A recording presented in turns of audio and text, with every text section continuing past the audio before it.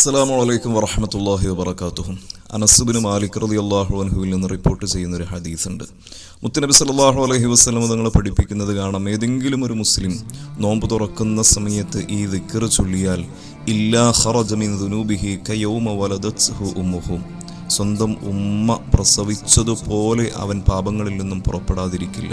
അവൻ്റെ എല്ലാ പാപങ്ങളും അല്ലാഹു തആല പുറത്തു കൊടുക്കുമെന്ന് പറഞ്ഞിട്ട് മുത്തുനബി സല്ലല്ലാഹു അലൈഹി വസല്ലം തങ്ങൾ പറയുന്നുണ്ട്, അല്ലിമൂഹ അഖിബക്കും ഫഇന്നഹാ കലിമത്തുൻ യുഹിബ്ബുഹാ അല്ലാഹു വറസൂലുഹു വയുസ്ലിഹു ബിഹാ അംറു ദുനിയാ വൽ ആഖിറ.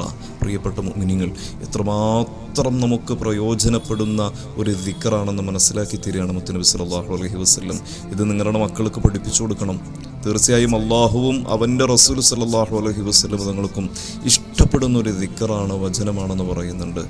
ഇത് മാത്രമല്ല, വയുസ്ലിഹു ബിഹാ അംറു ദുനിയാ വൽ ആഖിറ, ഇത് കാരണം കൊണ്ട് അല്ലാഹു തആല ദുനിയാവിൻ്റെയും ആഖിറത്തിൻ്റെയും കാര്യം നന്നാക്കുന്നതാണ്. ദുനിയാവും ആഖിറവും നന്നാകാൻ ഈ ദിക്ർ മതിയാകുമെന്ന് മുത്തുനബി സല്ലല്ലാഹു അലൈഹി വസല്ലം തങ്ങൾ പഠിപ്പിക്കുന്നത് കാണാം.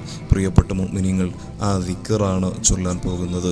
നമ്മൾ നോമ്പ് തുറക്കുന്ന സമയത്ത് ഈ ദിക്ർ ദായിമാക്കുക. പരിശുദ്ധമാക്കപ്പെട്ട റമളാൻ മാസം, ഈ പരിശുദ്ധമാക്കപ്പെട്ട ഇഫ്താറിൻ്റെ സമയത്ത്, നോമ്പ് തുറക്കുന്ന സമയത്ത് ഈ ദിക്ർ ചൊല്ലിയവനുള്ള നേട്ടമാണ് മുത്തുനബി സല്ലല്ലാഹു അലൈഹി വസല്ലം തങ്ങൾ പഠിപ്പിച്ചത്.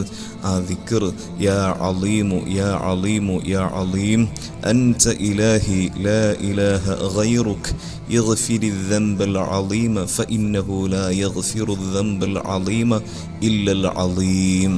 യാ അലീമു യാ അലീമു യാ അലീം അൻത ഇലാഹി ലാ ഇലാഹ ഗൈറുക യഗ്ഫിരി ദംബൽ അലീമ ഫഇന്നഹു ലാ യഗ്ഫിറു ദംബൽ അലീമ ഇല്ലൽ അലീം.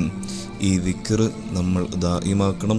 അല്ലാഹു തആല ഇരു ലോകത്തും വിജയിക്കാൻ ഈ ദിക്ർ കൊണ്ട് അല്ലാഹു തആല തൗഫീഖ് നൽകട്ടെ. അസ്സലാമു അലൈക്കും വറഹ്മത്തുള്ളാഹി.